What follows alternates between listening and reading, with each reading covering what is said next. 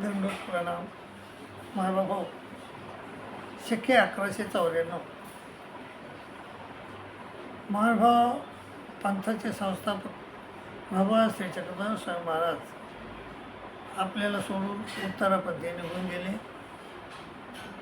तिथून ते उत्तरापंथी गेल्यानंतर महानुभाव पंथाचे पहिले आचार्य नागदेवाचार्य हे रुद्रपूरला गेले आणि सर्व भक्तजन त्यांच्यासोबत रुद्रपूरला गेले.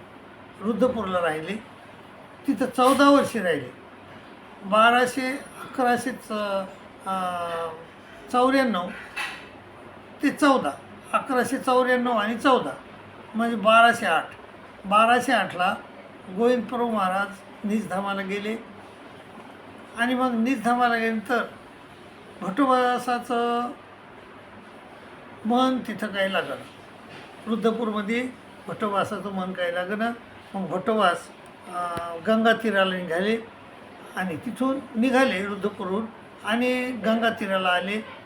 सर्व तीर्थ जे आहेत आपले ते सगळे तीर्थ म्हणजे पैठण, डोमेग्राम असे सगळे गंगातीर, उभय गंगातीर त्यांनी नमस्कार दिलं आणि शेवटी निंबा नावाचं गाव आहे पाथरी तालुक्यामध्ये, तिथं जाऊन ते थांबले. तिथं ते 16 वर्षे थांबले. तर त्या 16 वर्षाच्या कारकिर्दीमध्ये त्यांच्याकडं 500 लोक अनुसरले. त्यापैकी अनेक म्हणजे भक्तजन होते, अतिशय चांगले भक्तजन आणि नियमस्थ धर्माचं आचरण करणारे असे लोक होते. आणि तिथं 5000 ग्रंथाची निर्मिती झाली असं सांगण्यात येतं. हो, त्यातले बरेच ग्रंथ आज आपल्याला आहेत. तिथंच आपल्या म्हणजे प्रकरण वगैरे अन्वय लावण्यात आले. तिथंच म्हणजे आपल्या शास्त्राला अन्वय लावण्यात आले. तिथंच लक्षणस्थळ लिहिण्यात आलं. तिथंच विचारस्थळ असे अनेक महत्त्वाचे आणि तो ज्ञान भास्कर नावाचा ग्रंथ तिथंच लिहिण्यात आला. अशा अनेक ग्रंथ संपदा त्या काळी त्या 16 वर्षाच्या कारकिर्दीमध्ये निर्माण झाली मायबाबा. आणि त्यामध्ये अनेक घटना घडल्या. तर ती एक घटना मला तुम्हाला सांगायची की त्या अशी घटना आहे की काळीकृष्ण भट्ट नावाचे भट्ट होते. एक भट्टोबासाचे शिष्य होते. ते एकदा आटण्याला गेले.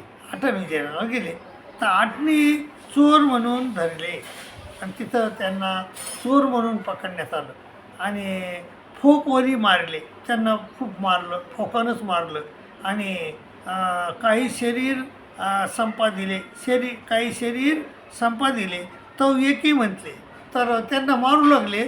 तर त्याच्यातलं एकानं म्हणलं, अहो हे नाही का वेदवंती नागदेव भट्टाचे आहेत असं म्हणल्यानंतर त्या जे लोकांनी धरलं होतं त्याला चोर म्हणून त्या लोकांनी सोडून दिलं त्याला. ते भट्टोबासापर्यंत ही वार्ता आली आणि भट्टोबासानं हे ऐकलं आणि मग म्हणत आले, आयशे काही केले कृष्ण हो. आणि असं ते भट्टोबास म्हणले, असं काय केलं कृष्ण हो तुम्ही, कृष्ण भट्ट हो तुम्ही असं काय केलं. येतपर्यंत मौनच त्यांनी मौन धरलेलं होतं.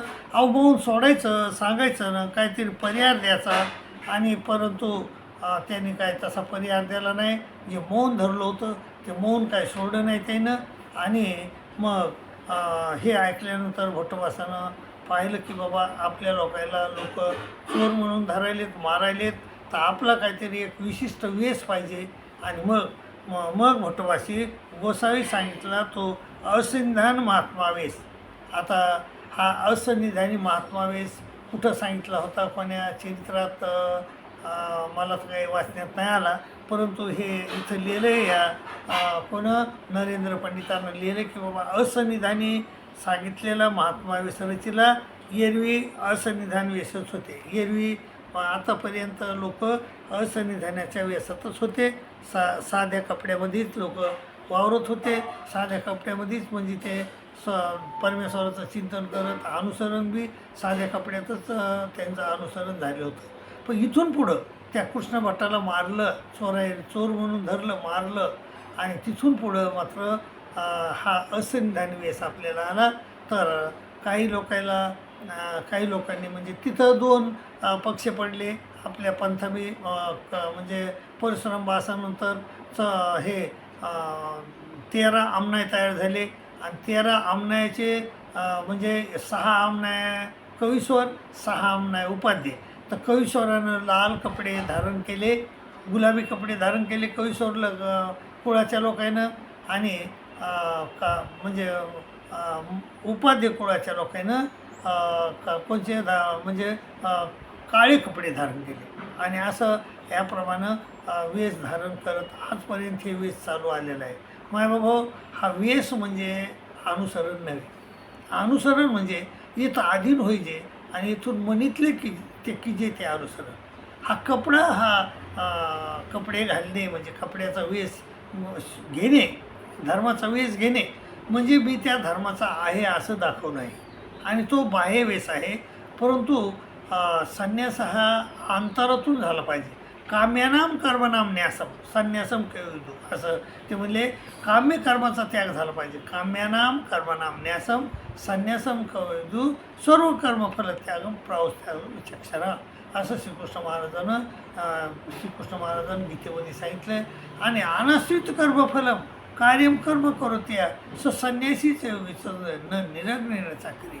जो कर्म तर करतो पण कर्माच्या फळावर आश्रित राहत नाही आणि तो त्यालाच संन्यासी म्हणावं, त्यालाच योगी म्हणावं. जो कर्माच्या फळाचा त्याग करतो, कर्मफळाचं इच्छा धरत नाही, तोच खरा संन्यासी, तोच खरा योगी. मायबाबा, असं संन्यासी आणि संन्यासीचं आणि संन्यासाची व्याख्या गीतामध्ये देखील केलेली आहे. आणि स्वामी काय म्हणतात, काम, क्रोध, लोभ, मद, मत्सर, अहंकार याचा त्याग म्हणजे संन्यास उभा आहे. असं याचा त्याग करणं म्हणजे संन्यास आहे. पण तो जर त्याग केला नाही तर आपला संन्यास खरा आहे असं म्हणता येत नाही. जो माणूस क्रोधी आहे, कारण देवानं सांगितलं की 9 अनाधिकाराचे दृष्टांत सांगितले. तुपा भाताच्या घासाचा, शेवळल्या खडकाचा, पाण्या, असे 9 दृष्टांत सांगितले. तर त्याच्यामध्ये क्रोध नावाचा जो शेवळलेल्या खडकाचा म्हणजेच तो क्रोध सोडला पाहिजे आपण. तो क्रोध जर असेल तर आपल्याला परमेश्वर प्राप्तीला तो अडथळा आहे, तो अनाधिकार आहे आपला. तर याप्रमाणे आपण राहिलो पाहिजे. परंतु आज आपलं असं झालं आहे की आपण ह्या कपड्याला आपण म्हणजे अनुसरण समजून बसलो. म्हणजे कपडे म्हणजे अनुसरण नाही.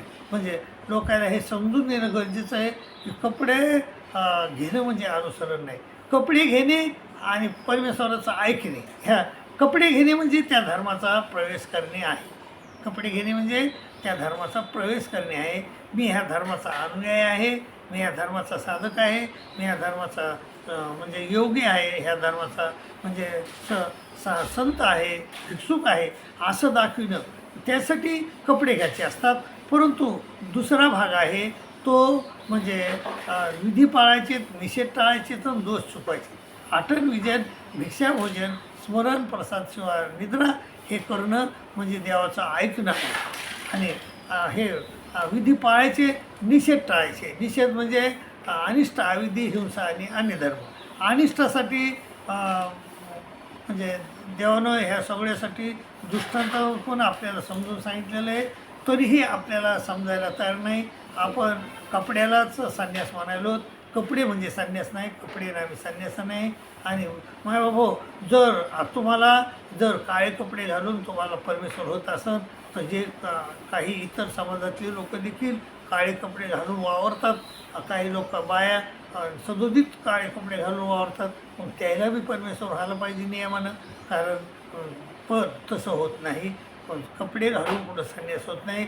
कपडे घालून आपण ज्ञान घेतलं पाहिजे. ज्ञान घेऊन आपण अनुसरण घेतलं पाहिजे देवाचं. देवाला अनुसरलं पाहिजे, त्याच्या देवाच्या अधीन झालं पाहिजेत आणि देवाचं मनीतलं आपण केलं पाहिजे.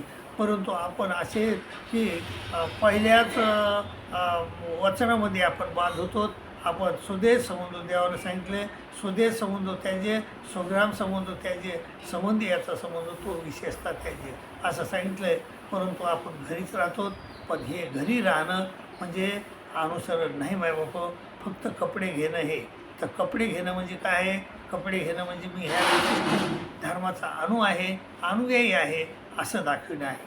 परंतु हा तुमच्या मनातला हा जो दृढ बसलेला जो म्हणजे हेतू आहे, दृढ बसलेला जो म्हणजे काय म्हणतात त्याला, जो गैरसमज आहे, तो गैरसमज काढून टाका मायबाप वास्तविक पद्धतीनं.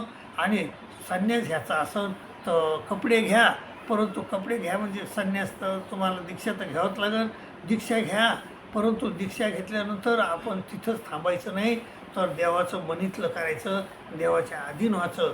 आणि त्या कुष्ठवासनीयाच्या दृष्टांताप्रमाणे देवा तू माझा मी तुझा असं दृढ निश्चयानं अनन्य भावानं त्या परमेश्वराला शरण जायचं. आणि पुन्हा घरचा रस्ता पुन्हा वापस धरायचा नाही. घरचे किती बी आले म्हणायला चला घरी, तरी बी घरी यायचं नाही. आणि ते अनुसरण शेवटपर्यंत निभवायचं. देशाच्या शेवटी झाडाच्या तळवटी बसायचं आणि तळवटी बसून परमेश्वराचं चिंतन करायचं. चिंतन केल्यानंतर तुम्हाला मृत्यू येईल आणि मृत्यू आल्यानंतर तुम्हाला परमेश्वर पूर्ण संबंधी जन्म घालील आणि तिथून परमेश्वर तुम्हाला काढून घेऊन जाईल आणि पुन्हा तुम्हाला मोक्ष देईल. असंही हा रस्ता आहे मायबाप. परमेश्वर प्राप्तीचा हा रस्ता आहे. हा रस्ता जर आपण खरं ज्ञानयुक्त होऊन जर आपण जर रस्ता आपण क्रमिला तरच आपल्याला परमेश्वर होतो. नाही तर अज्ञानानं जर आपण नुसते कपडे घातले आणि देवाचं काहीच नाही ऐकलं तर तुमचं काहीच होणार नाही, काहीच होणार नाही, त्याचा काहीच फायदा होणार नाही असं माझं मत आहे. दंडोत प्रणाम, दंडोत प्रणाम.